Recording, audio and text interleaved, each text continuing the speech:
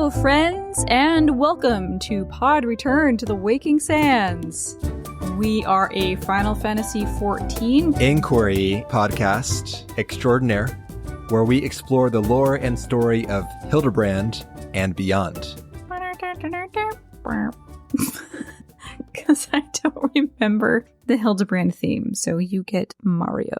Same difference. Anyway, yes, hello. I am Jen. Oh, hi, Jen. Yes, I'm Levi also. Great. So professional, so clean, so tight. Yeah, keeping it tight and cute, Jen. No. So, we are on with the Hildibrand saga, with the Coliseum Conundrum. But first, what happened last time, Jen? Your favorite part. Okay, all right. Last time was Lapis Maiden bullshit. We spent the majority of the time The official title. Yes. In Lenosia, Costa del Sol mainly, there is a young maiden who's got like blue hair and stuff, and it was like, oh my gosh, she's so pretty, but is she really? Because nobody's seen her. This is the thief's next target. He is going after the quote-unquote maiden's virtue.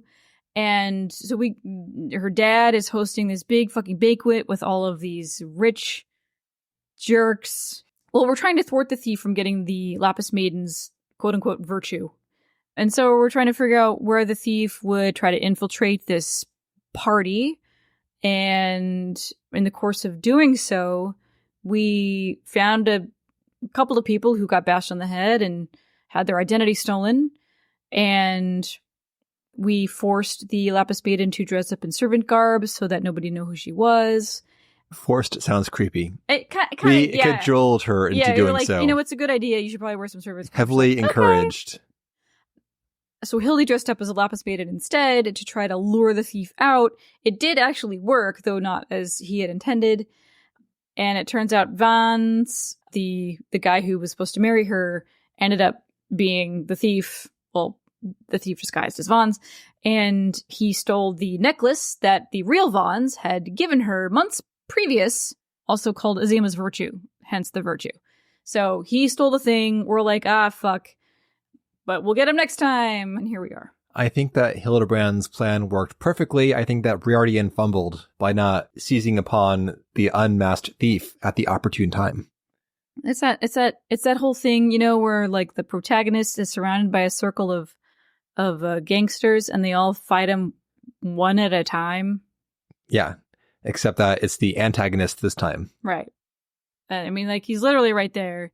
Vons was wearing gloves. Briardian was like, look out for somebody wearing gloves. And there's like one person wearing gloves and he's still like, oh, that's probably fine. Seems like we have an inobservant Inspector Briardian on our hands. Ooh, snap. Thank you, Jen. That was a great recap. Perfect Zoom level. Sure. Okay, great.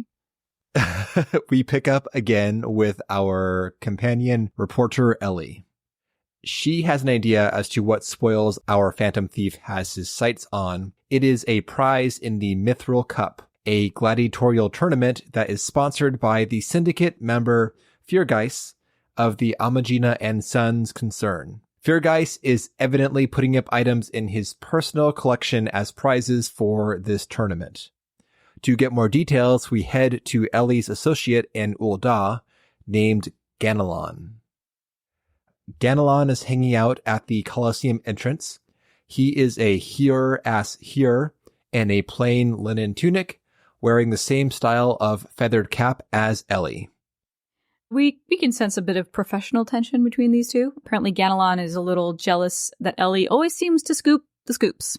Ganelon eventually relents with the promise of a front page article featuring him, and he tells us that there have indeed been some suspicious goings-on in the Coliseum. Speaking of, we are interrupted by a spat between three beefy Highlanders wearing naught but harnesses and subligars. Each has a mostly shaved head, save for a short dyed mohawk and top knot. Everyone has their own color scheme. Yeah, they're like Power Rangers, but kinky. Yes. They're just manly men, Jin. Right. Doing manly things. But, you know, they're having a tough time. Their names are Hugh, Hotch, and Hamo. The fourth of their group has just befallen an injury of some kind, and they are convinced it was sabotage. The fourth one in question, Hutchin, walks up in that moment, and Hamo asks if he shouldn't be resting, nursing his wounds. And Hamo curses himself for not being faster with his mantra. And Hutchin tells him that they are equally to blame. No matter what, the Mantravilles fight as one. And Ellie is like, they're called the Mantravilles? This lends some credence to Hildibrand's seemingly BS story about him spending some time as a monk with the Fist of Rhalgr. Yeah. As apparently these guys got the inspiration from their name from someone they met with the monks. Well, we all know who that is. That's interesting. That actually happened. Way to go, Hildy. Something like that happened. Yeah, Details he are was unknown. there, and these four dudes were inspired in some way, and they're like, that's going to be our stage name. It could have been Godbirch, too. Could have been, yeah. Yeah. Well, Ellie doesn't care. What she does care about is the spate of attacks the competitors have suffered. A too large number of would-be combatants have withdrawn due to mysterious ailments and injuries, and Ellie's reporter senses are tingling. And she goes to speak with the tournament's organizer, Dower Meadow. The organizers are being forced to abandon the elimination format and switch to a mass melee between the remaining participants. Dower Meadow isn't exactly reluctant to speak with Ellie, which is refreshing. He's like, the more any news is good news kind of a thing. What does Dower Meadow look like, Jen? He's a Rogaden. He is wearing the Coliseum uniform, which is the pink and white striped Coatee. blouse. Coatee, yes. Blouse. They're very fancy, but it's a pink and white striped deal, and he's got some facial hair and Some facial hair. he's got some facial hair. He has an eye patch, too. Oh, he's got an iPad. Dower Meadow is strangely happy about all these attacks against his fighters. It's free publicity. Right. All publicity is good publicity. Provided, of course, he has enough contestants left after all is said and done to actually have a match. So he says, be sure to exercise caution. Recent events have everyone on edge. Speaking of, not too far away is a group of match participants that seem to be spoiling for a fight. But wait, Dower Meadow doesn't recognize two of the fighters. And we see Hildibrand and ill-tempered Inspector Briardian squaring off against one another. Hildibrand flexes and Briardian clocks Hildibrand, dropping him to the ground. Nashu is like, yay! Hildibrand falls face first on the floor as the onlooking gladiators cheer. Nashu announces a victory for Briardian.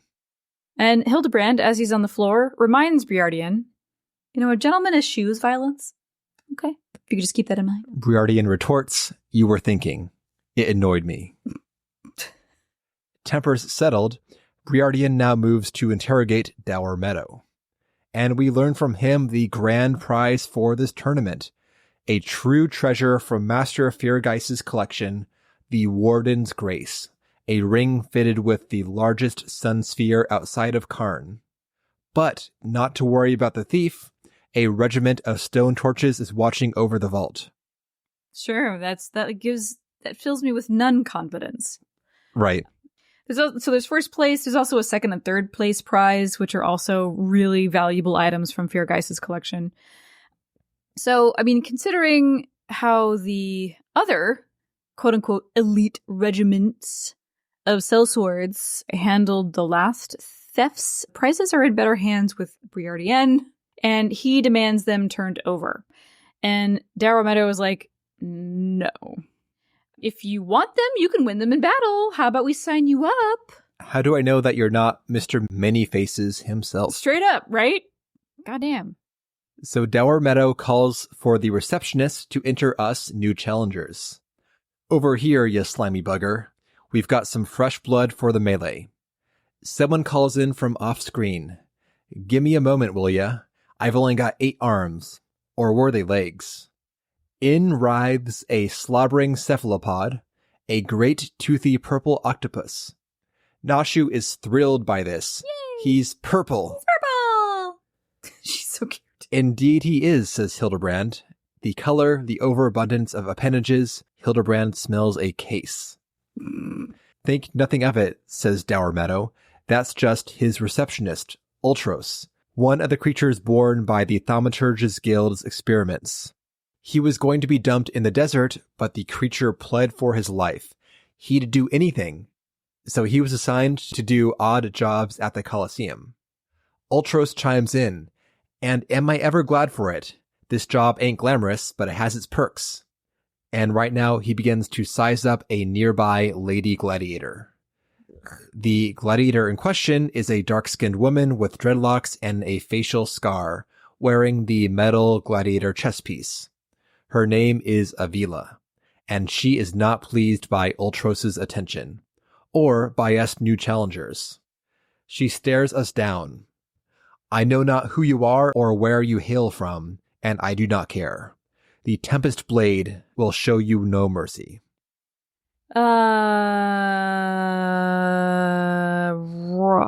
Right. No one, not even this phantom thief guy, is going to wrest the victor spoils from her grasp. She'll see us on the blood sands. And Ultros wonders, well, who's that poor sucker gonna be? And they all look at us. But Hildy doesn't pick up on this. The Hildibrand theme music cuts in, and he begins to flex. But Briardian says no. The Warrior of Light will enter on his behalf. I would rather save damsels than fight them, but I will do what I must. Therefore, I, Hildibrand, Inspector, sword and arrow to enemies, like, no!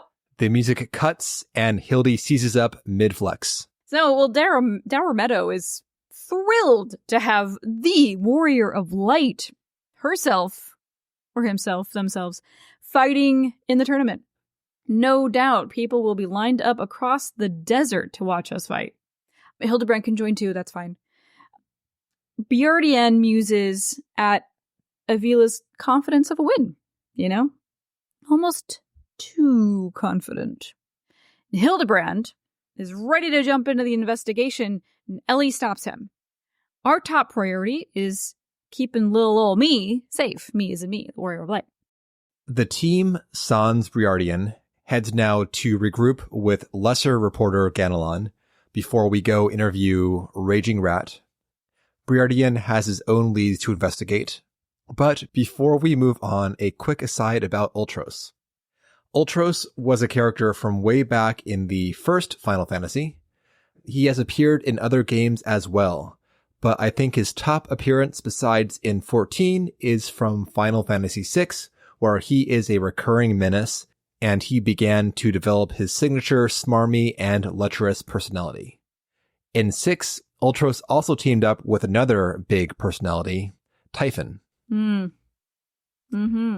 Back to the action, though.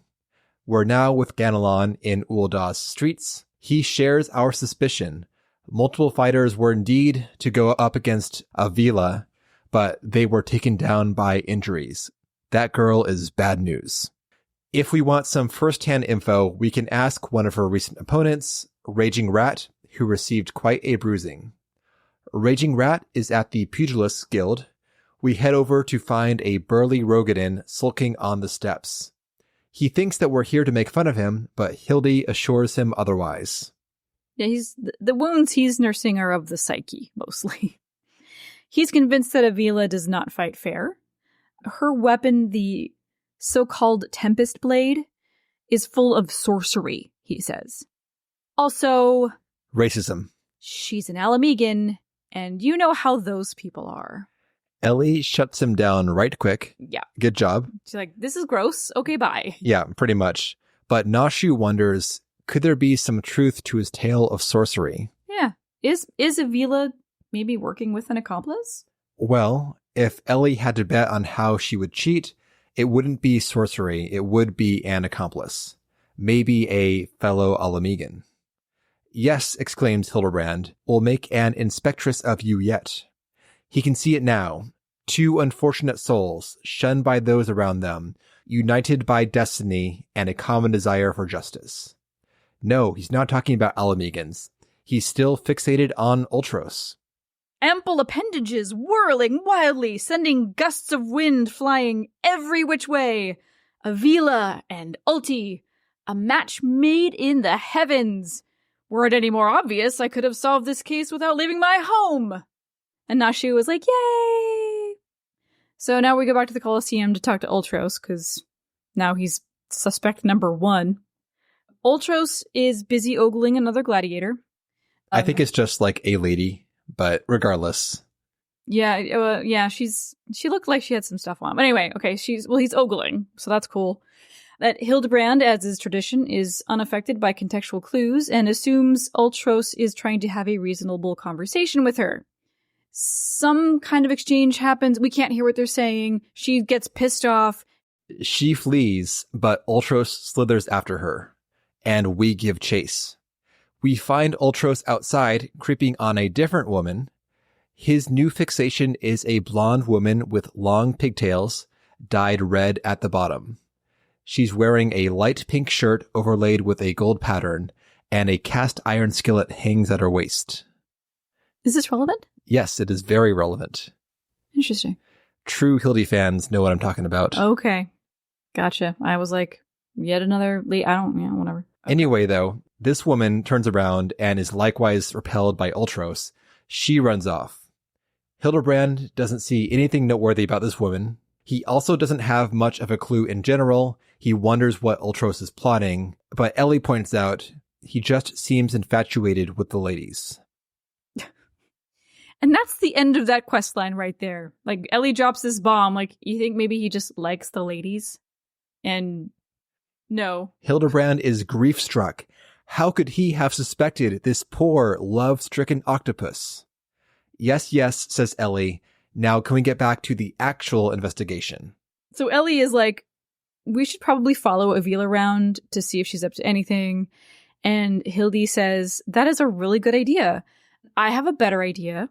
We should follow Avila around and see if she's up to anything suspicious. We head back to Dower Meadow to learn Avila's whereabouts. But Ultros is onto us. He murmurs to himself from a distance.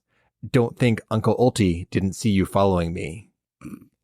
Oh, you think I'm a hapless little octopus? But am I? I want what any octopus wants. A cute girl, untold riches, the adoration of millions. Very simple. What is this accent, Jen? Did I do an accent? I think so, or something. Oh, it's more like, oh, just a poor widow octopus kind of vibes. I see. Baby accent. Baby accents. Anyway, we learn from Dower Meadow that Avila is supposed to be at the Coffer and Coffin in central Thanalan. But be warned, she doesn't like being questioned. She near ripped Ganelon's head off for trying to interview her. And we indeed find her at the Coffer and Coffin talking to a pair of Alamegans. We spy on her from a distance. She is assuring the refugees that the spoils of the match will be hers. Just like Rauban won a new life in the Coliseum, she shall win a new life for her people. In a land where wealth is power. They will be kicked to the gutter by the Uldans no longer. Now, she must be off to the Nanawa mines to meet her sister. She leaves and we follow. But Ultros is watching us watching Avila. He chortles to himself that we won't steal Avila from Uncle Ulti's tentacles. His homemade explosives will see to that. However, Hildibrand has picked up the scent of gunpowder. He finds Ultros' stashed crate of explosives by the road.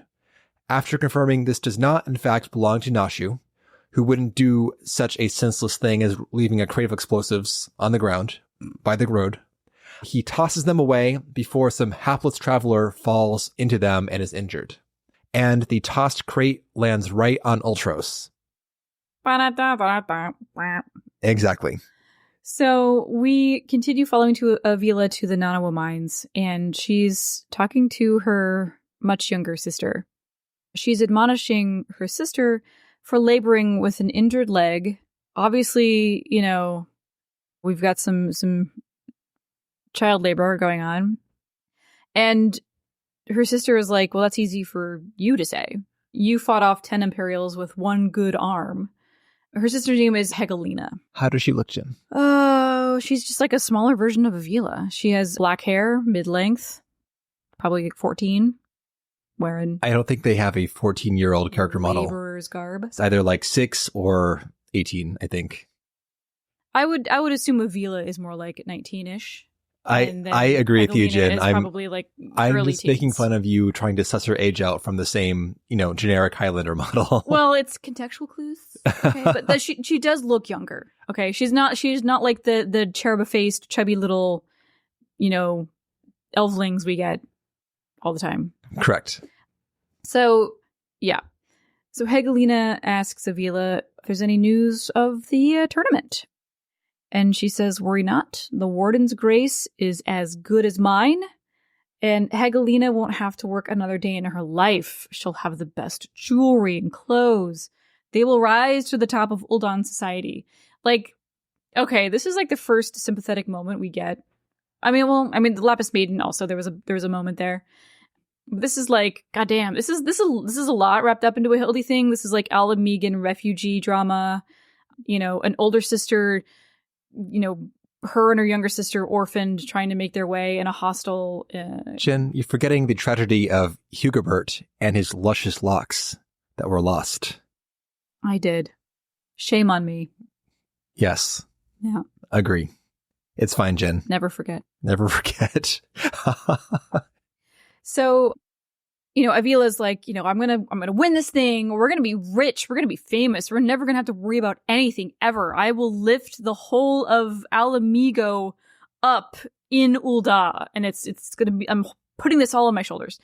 Hegelina is like, yeah, that's wealth is good and all, but when she watches Avila in the Coliseum being cheered by thousands, her pride in those moments is worth more to her. And Avila says that Hegelina's problem has always been settling for less than she's worth. Despite the questionable phrasing, I agree with her here. I don't think that your child labor injuries are acceptable if you're getting paid in good feelings from your sister's success. No, I totally agree. But it's important to have that tempering of both perspectives. Yes, so, I agree with that. Good for them. Anyway, Hegelina, you can have that opinion because I will take care of the rest for you. Hegelina says, that's typical of you, Avi. You're unfazed by duels to the death, but terrified of being caught in a moment of tenderness. There, but for the grace of God, go all of we. Now Avila has to go. God forbid a prying reporter be listening to this conversation. It's like multiple layers of people listening in on this shit right now. A prying reporter and investigator extraordinaire confer. We haven't discovered anything but Avila's obsession with victory and her love for her sister. But Nashu has heard something. Hildibrand bravely moves to investigate. In the distance, Uncle Ulti murmurs to himself again. Now, if only you would fall into this pit I've dug, Mr. Warrior of Light. The octopus now sports a large bandaged lump from his earlier mishap. However, while investigating the disturbance, Hildibrand is the one to fall into this pit trap. He lands face first in the ground. Ellie rolls her eyes at this latest antic, but Ultros is impressed. Did Hildibrand dive into the trap to save his companions? Us companions seem utterly unsurprised by this selfless act. What a true gentleman. He must do this regularly. But it won't help us. Ultros is going to escalate his schemes further. But wait a second. Didn't he dig 2 traps? Oh no! And yes, he stumbles into his second pit trap as he leaves to conspire further. Exactly. Before we leave, Ellie has like a moment where the dynamic between Avila and Hegelina reminds her of her own dynamic with her sister. So this is finally a time where Ellie like talks about her own like personal biz. She's like, I get where she's coming from.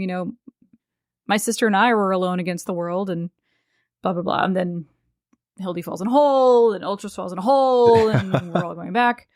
So we're on our way back to Ulda, and Hildy is just like God, his spidey sense is tingling. He's overwhelmed by a sense of foreboding, as if a terrifying foe were lurking nearby. And as Hildy is scanning the horizon, Ultros is spying on him from behind a bush, and he's got a new bandage knot on his mantle. This time... Good terminology, Jen. Thank you. This time, he is sicking one of the Coliseum's most fearsome horrors on us. He's sicking one of the Coliseum's most fearsome opponents or horrors on us. Where is he? Where's the thing? Suddenly, a dust devil appears, whipping up the dirt on the path in front of us. Oh God, is it the horror? No, it's Godbert. It's Godbert spinning a chimera around and shot-putting it into the distance. And Ultros is like, who is this half-naked fool? But, nuisance dispatched, Godbert strolls up to us. Father! Could it be that the aura of unmitigated murderous rage that I felt was not our quarry, but you? But Godbert was just out taking a stroll, seeking inspiration and ingredients for his craft. What are we doing here? Sleuth and knobs. Hildibrand says, why, I'm competing in the Mythril Cup. This pleases Godbert, a fitting second career for a Manderville man. Absolutely. As we catch up with Godbert, Ultros seethes from behind a tree. This muscle-bound old man is the inspector's father. Who are these people? Who are these people? Someone interjects. Hildy is a worthy rival, if there were one. Who goes there? The green chicken, Enkidu, squawks from a tree branch, and in steps Gilgamesh. He's alive. Suddenly, Greg. I am Gilgamesh, wandering duelist. I am not so much the inspector's friend as his enemy. Yeah. Cool beans, Gulliver, says Ultros, because so is he, and we should team up. And Greg is like, why can no one say my name right? But Ultros, Greg says, should be wary of us. Warrior Light. In any case, Greg needs to leave. For reasons that are unclear to him, he is considered a fugitive in these parts. So off he goes. At this point, the Hildy crew has left for the city, leaving Godbert alone. And as Ultros slithers away, Godbert sees him. Godbert races up behind Ultros to creep on the octopus now. Yes, he exclaims, a supplely twisting ring calling to mind the undulations of a sea creature. Inspiration has struck. Ultros, though, does not like this attention, and he bolts. But Godbert gives chase. At lightning speed, he easily catches the fleeing octopus. And as he paces Ultros, he gives an ominous grin. And the camera cuts out to the distance. We see a plume of dust erupt as Ultros suffers some foul fate. I got screenshots of this moment where Godbert is like in the distance, and then he's closer in the distance, and then he's right behind him. Yep. And then he's got the smile on his face, and I'm like, oh, I feel bad for Ultros in this moment. Good times. So now we cut back to Ul'dah in the Coliseum and Ultros's office specifically. So Ultros, definitely looking worse for wear, with a third bandaged knot on his mantle.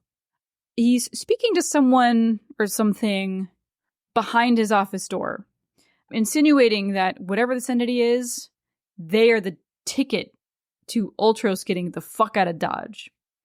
This thing makes a noise? Funga! I don't know how to say it. It's gotta be breathy. Funga. Funga. Yeah, that's good. Okay. Love it. We walk up, and Hildy is aghast at Ultros's myriad wounds. It's no big deal. I just fell down the stairs. Funga. Hildy notices this noise and asks is anyone inside your office right now? No. I'm fumigating.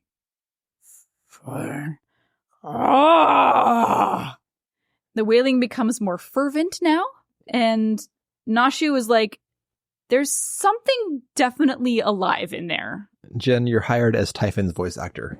It hurts my throat. That's how you know it's working. So Ultros, he manages like the clumsiest misdirect ever. Hildy falls for it. And then Briardien walks up and he's like, can I speak to you?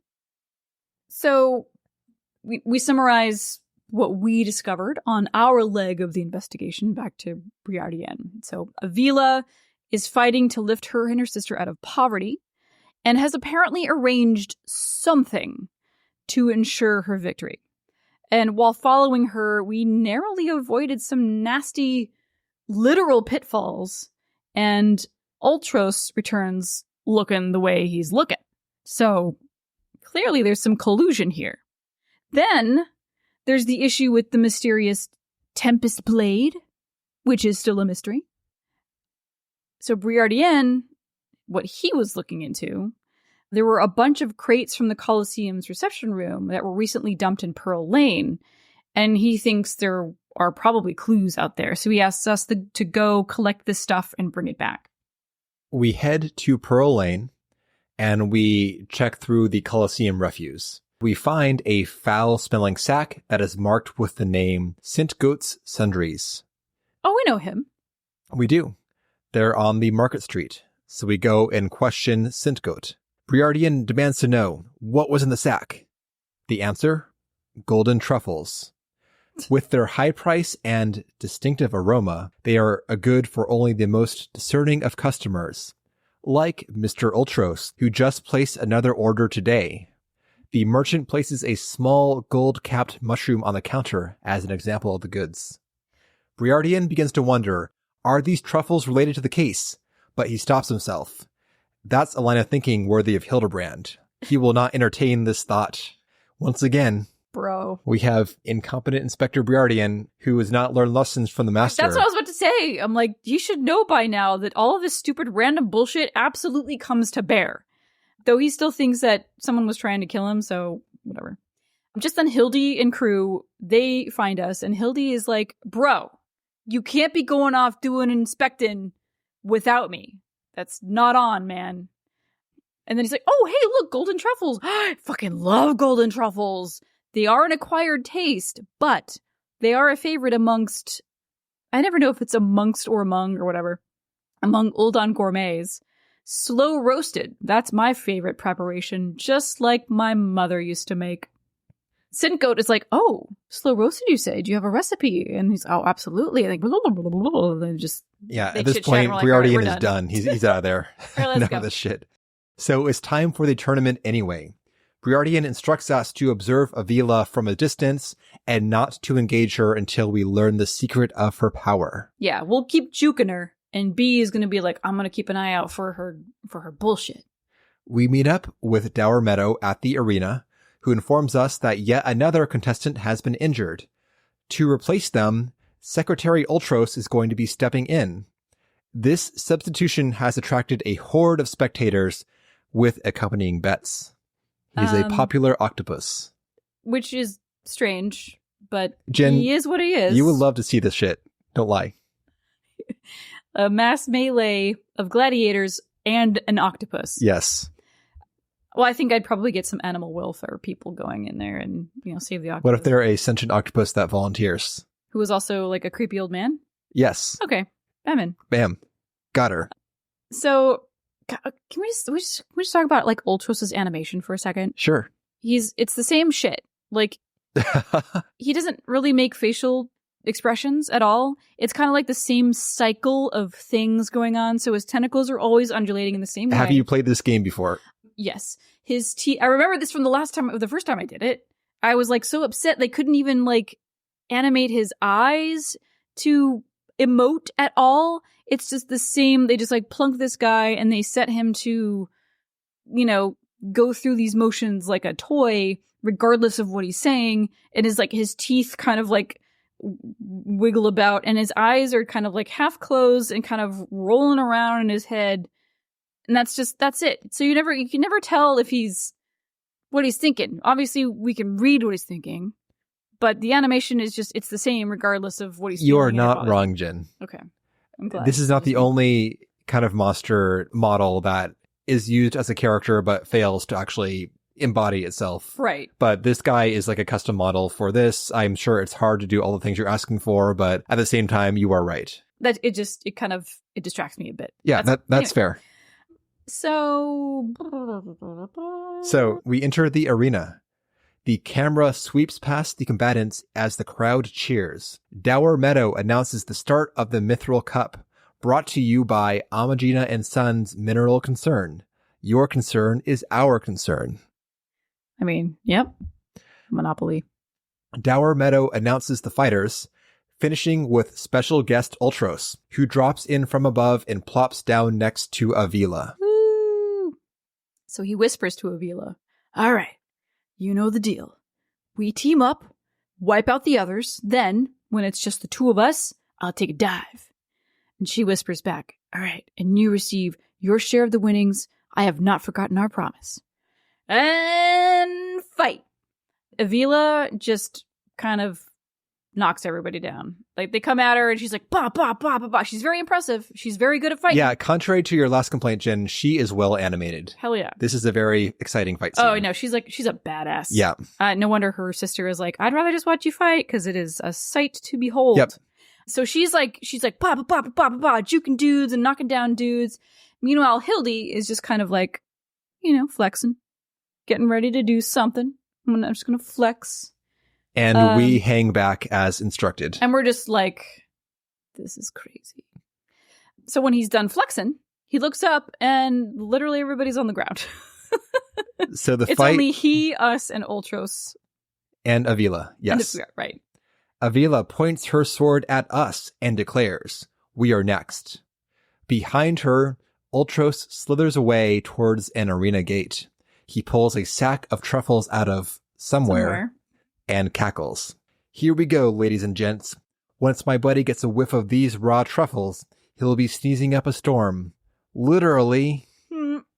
He pulls a skewer of pungent mushrooms out of the bag and wafts it around. But something is wrong. The truffles are steaming and have a rich brown hue. They've been roasted. Hildibrand remarks, braised in a savory sauce, just like Mother used to make. Feel free to have seconds. There's a whole other sack of those where that came from.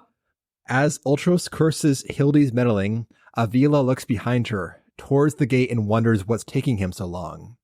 Up on the balcony above, Briardian sees this and calls foul play. Open the gate at once. Her gaze gives her away.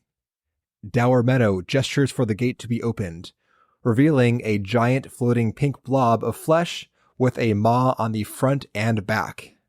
The creature enters with a fun ga. Aw. It's Typhon. The crowd gasps. Ultros tries to handle the shit here. Oh, Mr. Typhon! Is that your stomach I hear rumbling? And he offers him some roasted truffles. Hildibrand, though, is charmed by Typhon's horrific features, and he walks up to give him a pat on the nose, which triggers an enormous sneeze. Boop. A whirlwind whisks Hildibrand up and out of the arena. So this, we realize, is the so-called Tempest Blade. The crowd boos. Ultros blames it all on Avila, who blames Ultros back. The crowd, though, turns on the Alamegan, and they begin to badmouth her and Alamegans in general. Yeah. Avila looks grief-struck during this. And Ultros, being a piece of shit, he sees the tide turning against her and he begins to lay on the blame, playing the I'm a whole innocent octopus. I'm just a dumb octopus. I just wanted to be in the battle, you guys. Has Uncle Ulti ever lied to you? But he's got a good idea. Now that Avila has been disqualified, what do you say we call off the melee and have a final showdown between the remaining competitors? Me, my buddy Typhon, and the Warrior of Light. Our character is bored as shit and wants to fight, so we say, sure, let's go. Yes. Pretty much. Please, God, let me do something. And the crowd loves it. Dour Meadow is not one to turn down the will of the people. Yeah, let's keep it going. Ultros, guilty or not, he says, fuck it, let's do it. Yeah. So we will have the final match in the Halatali Arena, a battle for the ages. As the scene fades, we catch a glimpse of Hildy, embedded headfirst in the ceiling. It's a nice change of pace for him. Briardian is pissed. There is no way he could have caught on to the scheme. It's the most imbecilic thing he's countered in his years as a consulting inspector. Yeah, man, I think it's either below or above your pay grade. I can't really determine which one. So out we go to Hulatali, and Darrow Meadow is there, and he understands that, this isn't exactly a fair fight. Typhon is basically the size of a small house. So maybe we can recruit, like 7 Our of your 7 friends? closest friends. Yeah, and then come back. So, yeah. So now I wait about 17 minutes to get into this trial. Is this a roulette thing? Yes, but because Hildibrand has not been done by many players, it is not the whole pool of trial roulette. I mean, I was just curious because I think everybody else that got pulled into my trial, they were like, "Oh shit, this thing." It's probably been a while. My crew was very happy to get this one. Finally, a fun trial. Finally.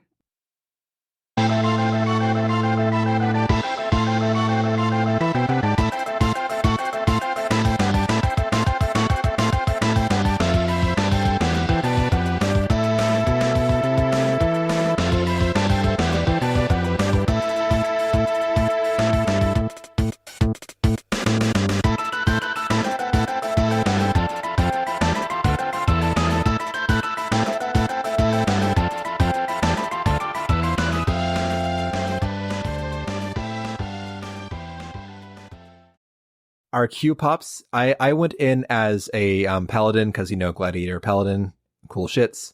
I had to wait for like 5 minutes to gen, even on a tank queue. Damn. We enter the arena finally. The whole arena is essentially a circular platform that is surrounded by a shallow pit. If you land in the pit, such as if Typhon sneezes you in, you get stunned for several seconds, but then you can hop back into the fight. However, if all combatants get knocked into the pit at once, you lose the trial. Damn. We'll be fighting both Typhon and Ultros at once, so thank you for having a 2-tank trial. Oh, yeah.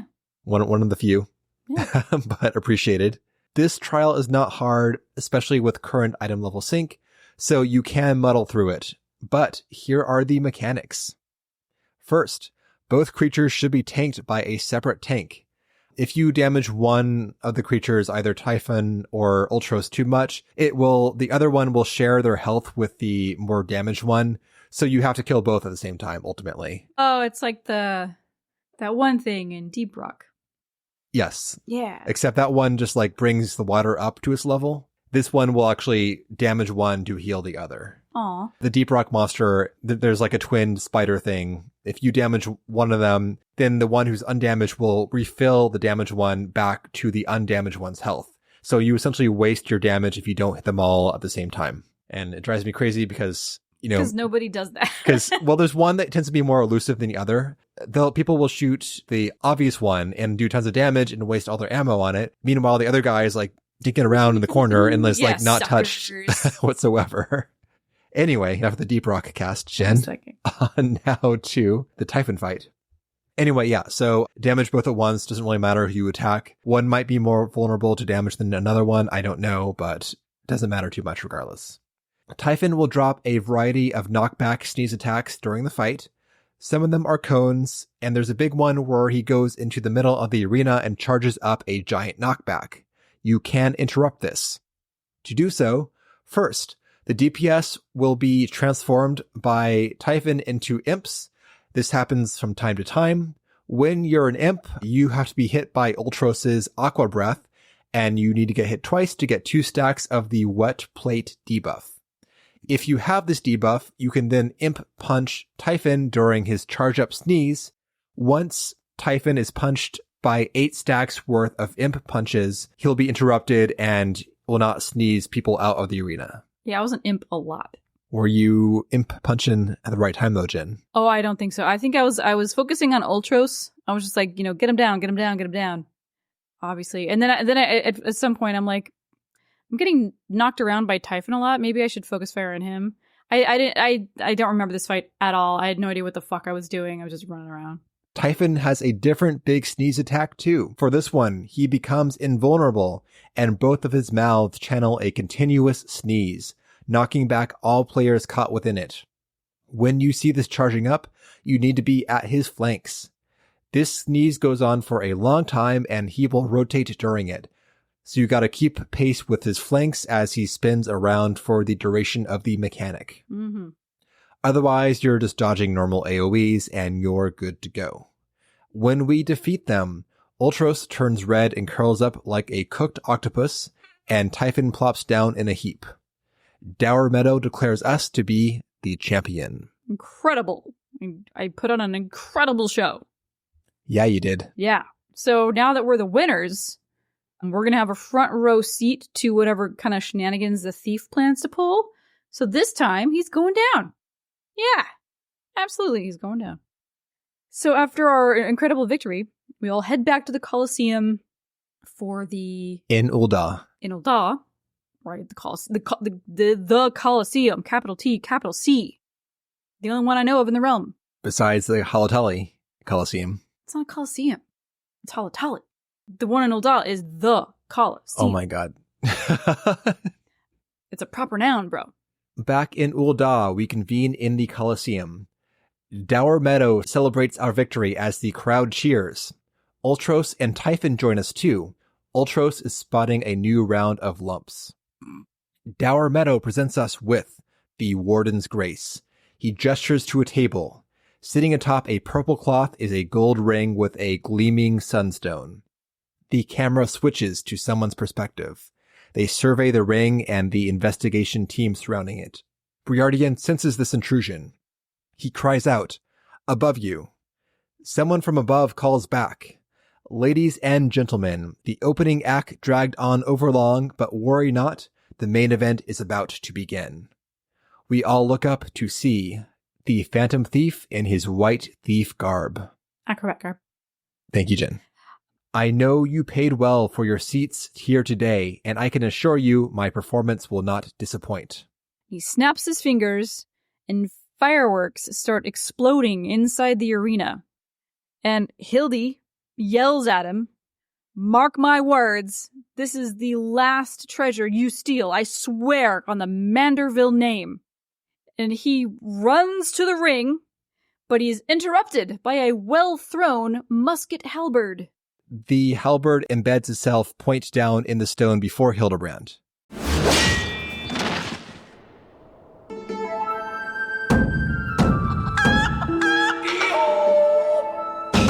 And we look up, and there hangs Greg, clinging to the poor little feet of Enkidu, and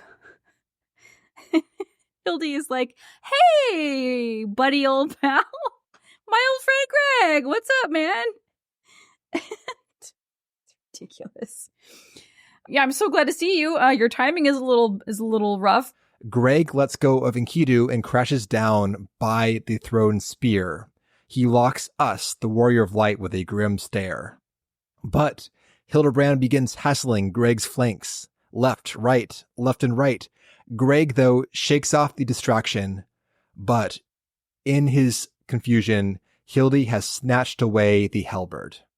Back to business, though. Gilgamesh fixes his gaze upon us once more and declares, "You have bested me once, but not today.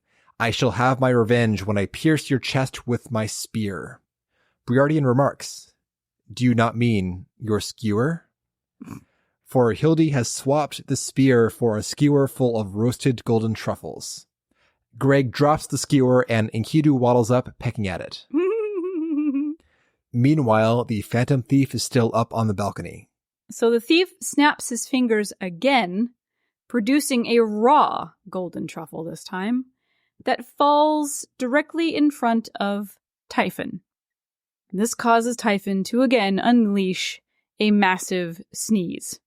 And all of us, we're knocked back, we're swirling around the arena, the ring is flung into the air.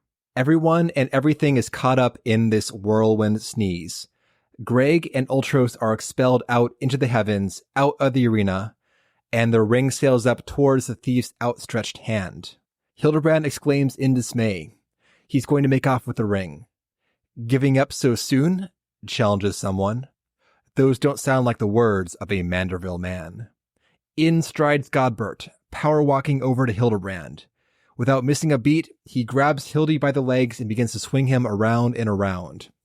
Hildy realizes the plan.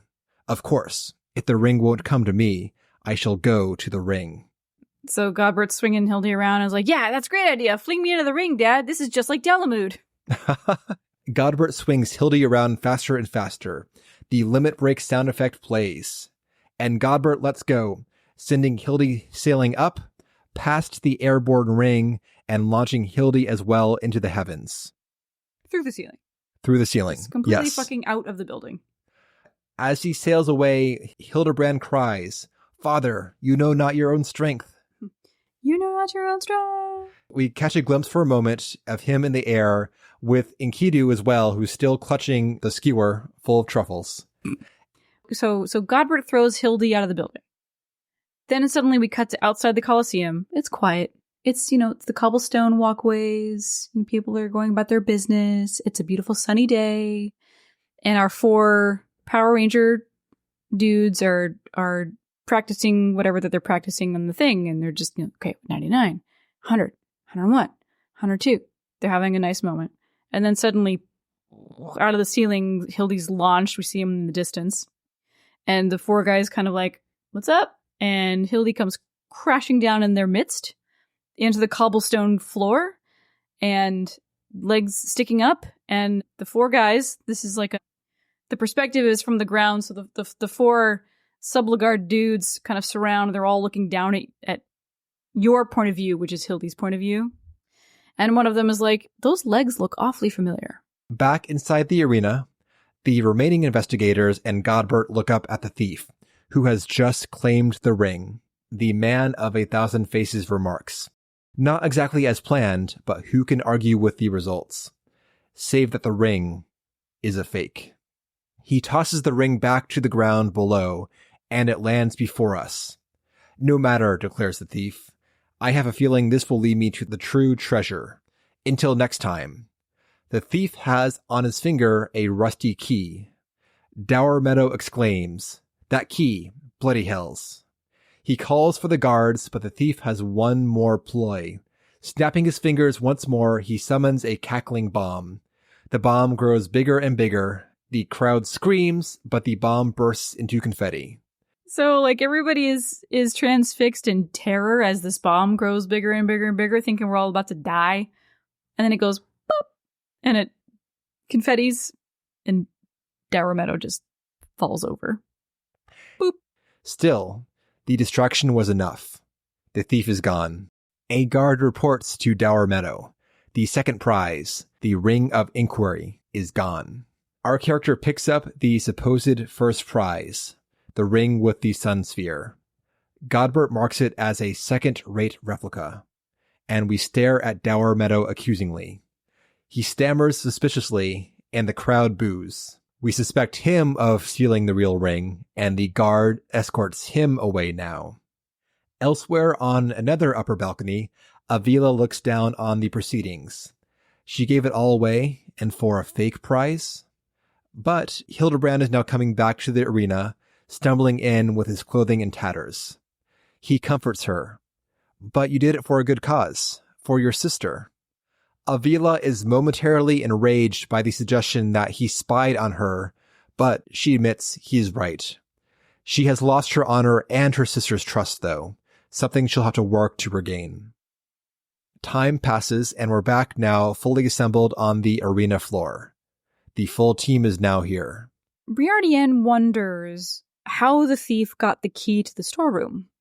Clearly, the thief was after the second prize all along. And so, what's the pattern here between everything the thief has stolen? Review the various items. Godbert jumps in, and he says, they are all relics from the era of the Beladians. And Hildy has a brainwave. He has cracked the case. The thief means to open Eorzea's greatest museum of Beladian history, hike ticket prices, and gouge customers. Boom! Done! Solved! Ugh! As if on cue, another card materializes. So this is like a bit of a perspective gag. So the card is floating around in the air above us, and it's floating, and by the time it comes down, it's fucking huge. It's like 10 feet tall and 8 feet wide, whatever the proportions are. It crashes down in the middle of our assembled group, landing flat on its end. It's perfectly vertical, but an exhalation from Godbert tips it onto Briardian, who is flattened beneath it. However, the impact has dislodged an errant golden truffle from an upper balcony. It plops down in front of Typhon, who is still lurking at the arena exterior. Both Typhon and Nashu prepare a sneeze, and they exhale simultaneously. The card tips up over and lands on Hildy, looking as though Nashu blew it over with her sneeze. Right, because nobody can really see Typhon, and Nashu is standing kind of in front of him. She sneezes at the exact same moment that Typhon does, which causes the card to lift off of Briardian, tip back over, and fall on Hildy on the opposite side. And we're all looking at Nashu like, girl? Ellie reads the card's text. I have enjoyed our game, but all good things must come to an end. I shall claim the 4 sacred treasures, and justice shall be served. But, we wonder, what is the 4th treasure? Godbert recites something. Where the 4 treasures of Belladia become one, the wicked shall be judged in the blazing light of sun. An old legend, thought to be a fairy tale. Briardian scoffs, lofty words from a footpad. But, says Ellie, one who is winning over the common folk by the day. Tales of a master thief ruffling the feathers of the rich and famous have won more than a few admirers. Briardian compliments her observation. Who might his next target be? The Sultana herself? Not if Hildy has anything to say about it. He frees himself from beneath the massive calling card and declares that it is he who shall lay claim to the 4 lost relics. But, up in the stands, a shadowy figure slinks away. Godbert spots this movement. Was that? No, it couldn't be. Methinks Godbert needs a new pair of spectacles. What is happening? Well, what is Jen, going on? Goodness. There is a clue as to this person's identity dropped earlier in the episode. Is it Pan Lady? Maybe, Jen. Oh my god. Stay tuned for next time. Because we do see this person, but they're just like the black void mannequin body. There's nothing there to hint at who this could be. Context clues, then.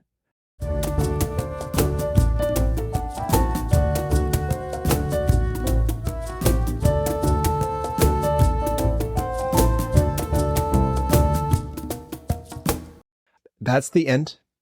What do you think? Oh. You know, I enjoy Hildy.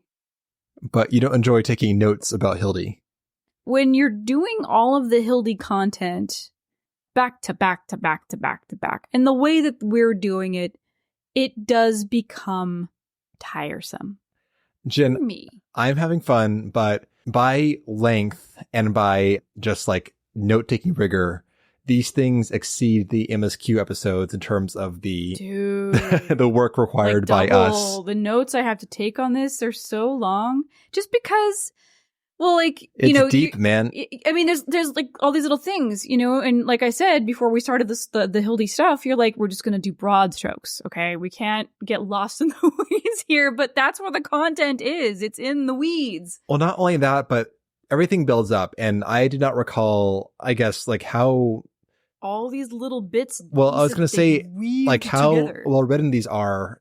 Take it or leave the humor. That's up to you, but they do a great job of putting little seeds in these things that all build up to one big finale. Gags actually build the plot too. Yeah. This is what drives Briardian crazy, is that this dumb shit actually matters to the case. It's like, these fucking truffles couldn't possibly relate to what we're doing. Of course they do. That's where you're wrong, Briardian. My god. And then the stupid fucking throwaway exchange of a recipe actually throws the entire nefarious plot into the dustbin.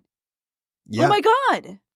So yes, and then of course, both of us doing our notes independently, we both kind of like latch on to certain little, gags and whatever the fuck that speak to us. And of course that means, my notes are 6 pages long, and you have to shine a light on them, because that's the whole reason this is fun. Which means I gotta do lots of editing too. Oh my God, so much. You'll move the story on. I'm like, oh my God, no, we have to go back because there's an observation I had about that. And like, vice versa, Jen. But yes. But still, I'm having a great time, Jen. It is a lot of fun doing this over again and really unpacking it. As I was saying beforehand, Jen, even though it is a lot of pod work, doing all these quest lines on a weekly basis, 1 week per episode, really helps to show a lot more of what's going on here than if I had forgotten half the details after 6 to 9 months between patches. Oh, yeah. And I probably would have, frankly. But it really helps kind of make sure that we don't lose track of the main narrative thread that they're pulling through all of these different little things, which is important. And again, it all comes to bear. Yes, it does. And we're going to deal with that next time. Yes, we are. Also, I noted this one has a very different pacing than last episode. Last episode spent the whole first half to 66%. Dude, yeah. This felt so much better. Yeah, that was build up, then payoff. Ultros's gags are cheap gags, honestly. Him falling for traps, whatever. This is Looney Tunes stuff. But still, it breaks up the pacing and gives you a little bit of comedic relief in between the longer building. So it feels much better pacing wise because you're not holding your breath for half the content before it actually pays off. You get little bits of humor early on in the quest line to keep you going as it builds up the broader story. Yes. And then, you've got stupid things that don't really matter. Our four brothers, our kinky Power Rangers. They're just there for color. They're there to shed light on the secret Hildibrand Fist of Rogger history. His very mysterious, past. Yes. I think that makes more sense for it to have been Godbert, given Godbert's aptitudes, but at this time, we don't know. He's also a very well-conditioned man. We just don't see him put it to action like Godbert does. That's because a gentleman does not employ violence, Jen. Correct. So he's a pacifist that looks the way he does. Okay. But, I'm always happy to see Godbert, obviously, and I really appreciate the levity and the irreverence. Yeah. In a sea of things that aren't typically that way. Yep. Any other thoughts, Jen? No. Cool. Yeah. I'm going to do a quick PSA. I have heard some questions as to how to locate the Discord. The Discord link is kept in the show notes of every episode. So if you click on the episode in your podcatcher of choice and check all the text that comes with the episode, it is in that. There'll be a link to Discord in the text. Depending on your app of choice, you might have to expand the text box to see it because it appears after the episode summary. So if you're not sure how to find the Discord link but want to hop on to our lovely Discord full of lovely people, that is how you do so. If your podcatcher doesn't give you that information for whatever reason or anything else, please feel free as well to email us directly at the forthcoming email address, and we're happy to help you out directly if you have any issues whatsoever. Totes. Speaking of Jen, how about them deets?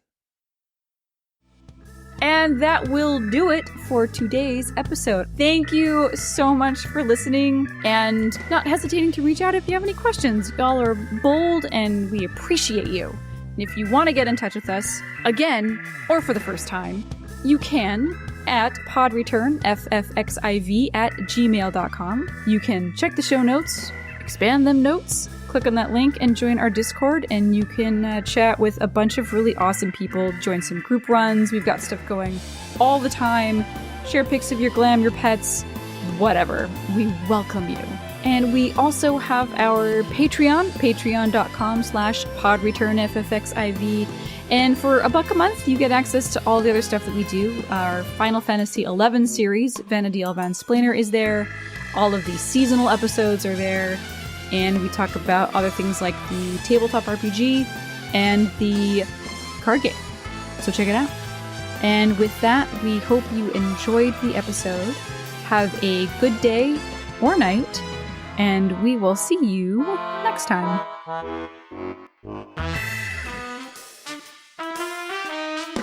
Pod Return will return in her last vow.